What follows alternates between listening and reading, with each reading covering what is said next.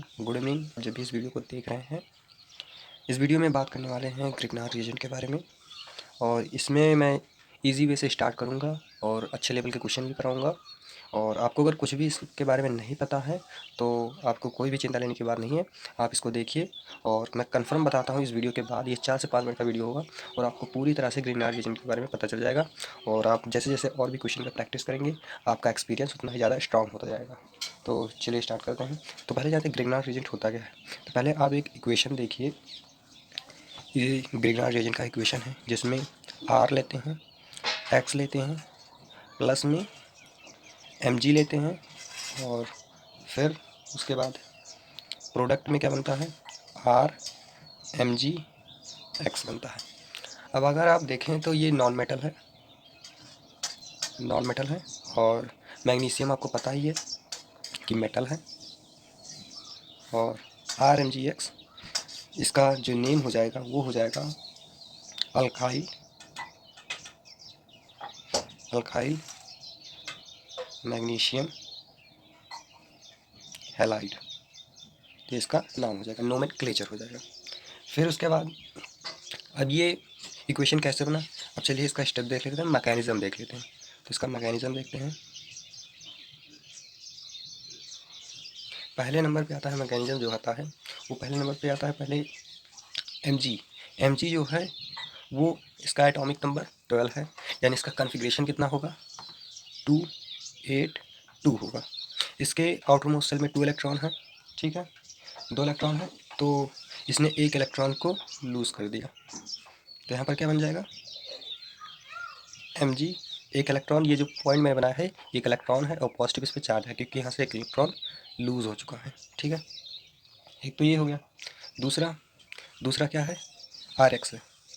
फिर are x लेंगे, are x के बीच में होमोलिटिक फिजन होगा और यहाँ पर एक इलेक्ट्रॉन गेन करेगा। कौन गेन करेगा, अब इस पर निगेटिव चार्ज आएगा, इस पर पॉजिटिव चार्ज आएगा। एक बात ध्यान रखेंगे, निगेटिव चार्ज जो आता है वो पॉजिटिव चार्ज से अट्रैक्ट होता है और जो पॉजिटिव चार्ज आता है वो निगेटिव चार्ज से अट्रैक्ट होता है। तो यहाँ पर एक इलेक्ट्रॉन है, यहाँ पर जाकर पॉजिटिव चार्ज से जुड़ जाएगा। तो यहाँ पर क्या हो जाएगा, यहाँ पर एक इलेक्ट्रॉन बन जाएगा क्योंकि पहले पॉजिटिव चार्ज था, अब ये जुड़ गया तो यहाँ पर एक इलेक्ट्रॉन बन जाएगा और फिर प्लस में एक्स निगेटिव हो जाएगा, ठीक है।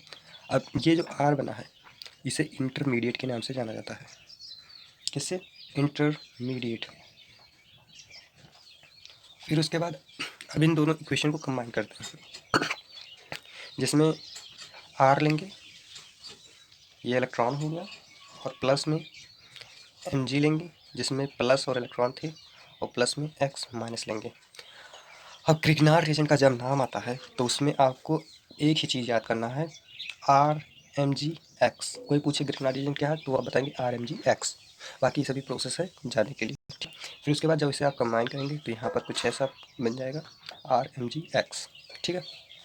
आप चलिए जानते हैं कि आर mg x में अगर टीचर पूछ लेता है कि आर और mg के बीच में कौन सा बॉन्ड है, mg और x के बीच में कौन सा बॉन्ड है, तो आप बता पाए, इसलिए चलिए जानते हैं।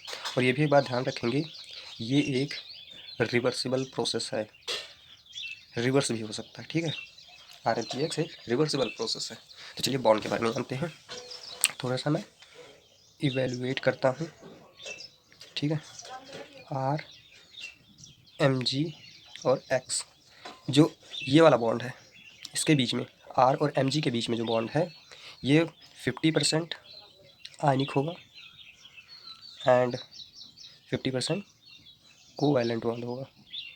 अगर आप नहीं जानते आयनिक बॉन्ड क्या होता है, कोवैलेंट बॉन्ड क्या होता है, तो मैं इस पर भी वीडियो बना दूंगा। बल्कि मैं थोड़ा सा मैं आपको बता दूँ, आयनिक बॉन्ड ऐसे बॉन्ड होते हैं जो कम्प्लीटली डिसोसिएट हो जाते हैं और इनमें इलेक्ट्रॉन की जो शेयरिंग होती है वो कम्प्लीटली होती है और इसीलिए पॉजिटिव और निगेटिव चार्ज में डिफ्रेंशिएट हो जाते हैं।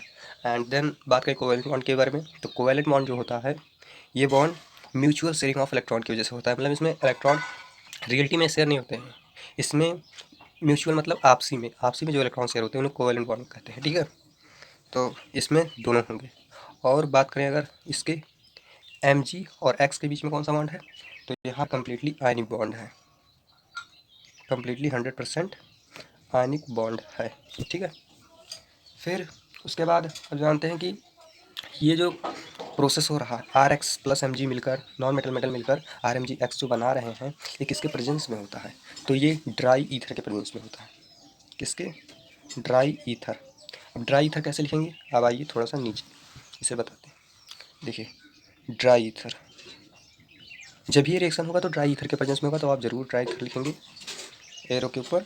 तो ड्राई ईथर जो होता है वो ROR होता है, और इस पे लोन पेयर होता है। फिर उसके बाद इसमें जो लोन पेयर होता है और ये जो प्रोसेस हो रहा है, इसमें ये RMgX जो है, देख लो, अगर यहाँ पर मैंने आपको बताया कि एक रिवर्सिबल प्रोसेस है, तो ये प्रोसेस फिर से रिवर्स होकर ये ना बन जाए, इसलिए यहाँ पर ड्राई ईथर का यूज किया जाता है। तो जब पूछे टीचर कि ड्राई ईथर का यूज क्यों किया जाता है, तो आप बताएंगे is use to solvate the RMgX को सॉल्वेट करने के लिए ड्राई ईथर का यूज होता है। अब कैसे? अब इसके पास लोन पेयर है, इस लोन पेयर के माध्यम से, ये लोन पेयर के माध्यम से ये RMgX के साथ कोऑर्डिनेट बॉन्ड बनाएगा, और कोऑर्डिनेट बॉन्ड बनाने से RMG की स्टेबिलिटी बढ़ जाती है, जिससे रिवर्सिबल प्रोसेस नहीं हो पाता है। तो ये इतना तो आई होप क्लियर है। अब चलिए थोड़ा सा इसका और इसका आप ये भी याद रखेंगे, इसका स्ट्रक्चर जो है वो ट्रायंगुलर प्लेनर होगा, और इसका स्ट्रक्चर आप लिख लेंगे, स्ट्रक्चर जो है वो ट्रायंगुलर प्लेनर होगा, ट्रायंगुलर प्लेनर होगा, और इसकी जो हाइब्रिडाइजेशन होगी,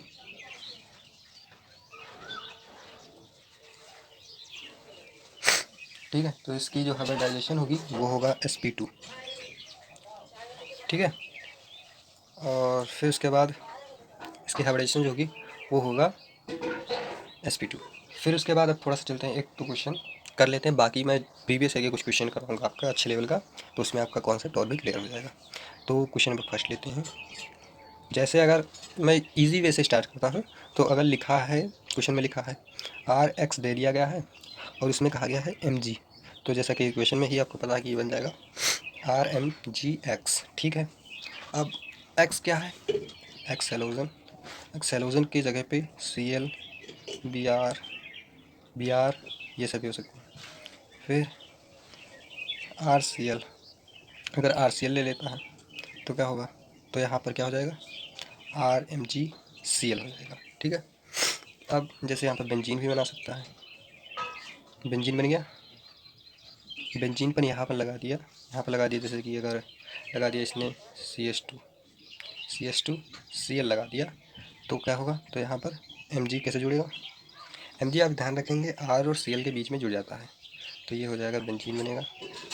बेंजीन बनने के बाद यहाँ पर CH2MgBr हो जाएगा। अब इसके बाद एक स्टेप और होता है जो कि क्लास 12 में आपको देखने को मिलेगा। क्लास 12 में एक स्टेप ये है कि पहले जब आप RX प्लस Mg जब आप कर लेते हो, RMgX जब बन जाता है, तब उसके बाद आपका एक स्टेप और होता है H2O में। तो जब H2O में जब एक स्टेप और होता है, तो यहाँ पर आपको ध्यान रखना है कि जब H2O में ये प्रोसेस होता है, तब यहाँ पर R के साथ एक, यहाँ पर अगर आप ध्यान से देखेंगे तो इसको जब आप तोड़ेंगे तो ये टूटेगा, OH माइनस और H प्लस में टूटेगा, ठीक है। तो OH वाला जो रहेगा वो Mg के साथ जाकर जुड़ेगा, और यहाँ पर एक बॉन्ड टूटेगा, दोनों के बीच में बॉन्ड टूट जाएगा। तो यहाँ पर जो R के साथ ये H जाकर जुड़ जाएगा प्लस में, और Mg के साथ एक OH बनेगा और एक X बनेगा। तो इस वीडियो में बस इतना ही। आपको कोई भी डाउट हो तो आप कमेंट करें, मैं उनका रिप्लाई